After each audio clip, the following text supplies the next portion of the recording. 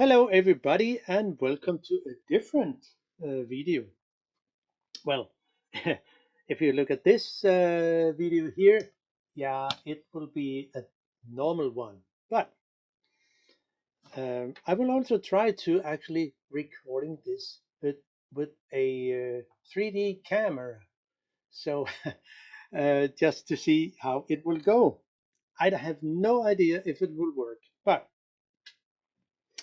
uh, yeah, 2 years ago, almost, I regreased this old Nikkor-O Auto aperture 2 and a 35mm, and I liquid with I mean I regrease it with the liquid moly LM47.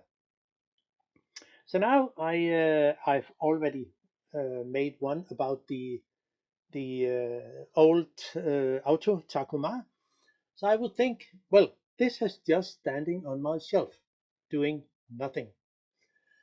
And so I would like to take a look inside how it actually looks after, I mean, has it separated or anything else? Um, I have no idea, but I will think, well, nothing had happened. It's still this very soft and buttery focusing. So it's not really bad, I think. But let's have a look inside. So I will just use some tools, nothing special. As you might have seen the video about this. So there is no, there is no need for extra info. It's actually almost the same video. This is just showing how I come into it. Now, we need to take out the front lens, which I will do with a compass lens tool, so whatever you have, and just unscrew it and gently unscrew it. So we have it here. There hasn't been done anything with the lens. The lens has been in its case for that long time. So, well, how will it actually be? And this is how it looks inside. Yeah, there are some fungus. I found out there was some fungus on it. I mean, haze, mild haze.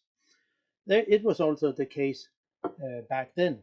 Now, as we can see, there is no oil on the aperture plates, so it's not really a problem. Um, so, I mean, the aperture is snappy, I think. Yeah, like it was new. So no problem there. But we better take a look on the back. It will say take off the mount just to see if there is any trace of old grease here back then. Well, we just take those. I mean, it's really difficult to. I think it's really difficult to working with two cameras. So one has to be in the center as much as possible. So maybe it will work to see it in 3D. I've think about it. Oh, falls on the floor. I've think about this very long time, recording a video in 3D. So it would be sitting with a thing, no matter what it is, a lens, camera. Uh, so you actually see the thing as it was you sitting with it yourself. So it yeah, just for fun. Maybe the 3D video will not be good. It depends, but I will I will upload the other one as you see in normal. So how is it? Yeah, it could be something I don't know. Not really much. If I have a cotton bud here,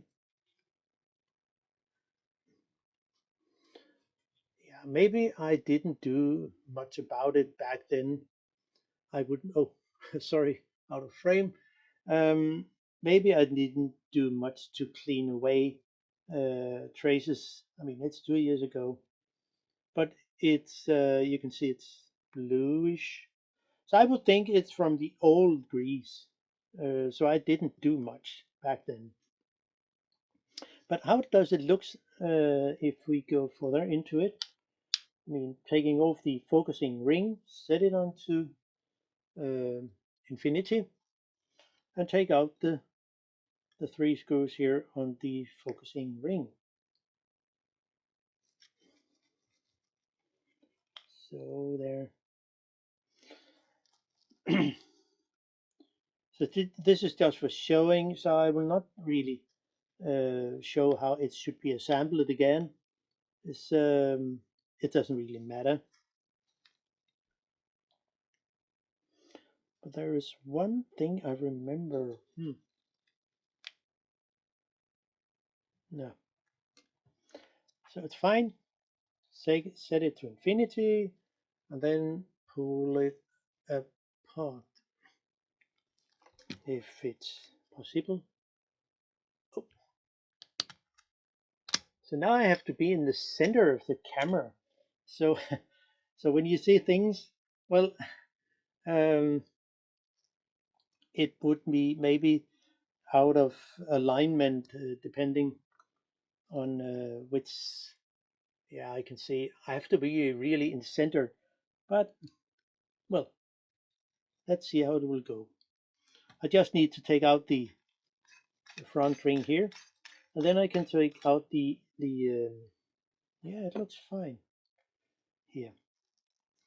Then I can push out, set it to aperture 16. It will be better if you take it out that way. So, wow. I mean, it looks so much better. Back then, 2 years ago, there was a lot of oil trace here. So it's definitely have making um, some good thing. So it's not the grease that is separated here. And if we look here in the gap here, it's not at all um, greasy or so like on the back here from the old uh, grease. So if we can see in here, yeah, if we look in here, there is no trace of old grease. The grease stays where it should, and which I think is absolutely great. So I mean, again, it's not a universal grease.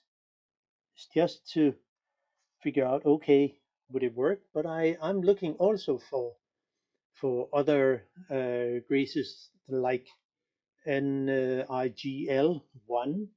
which should have a very lighter grease.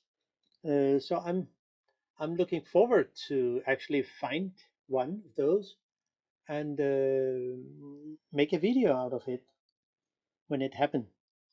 So I mean, this should be all for me. So I mean, there's not necessary to show how it's assembled again. I mean, you can just see the other video.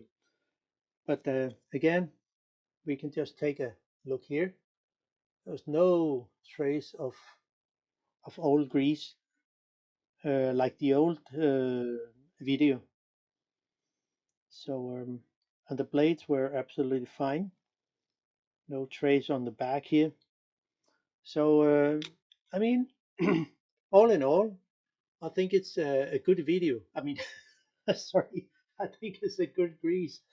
Yeah, that's all for me. Hope you can use the info at least.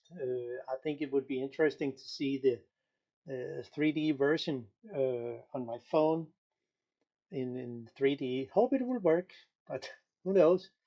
If it works, I will absolutely making more videos about that. in that format. So yeah, that's all for me. Bye bye.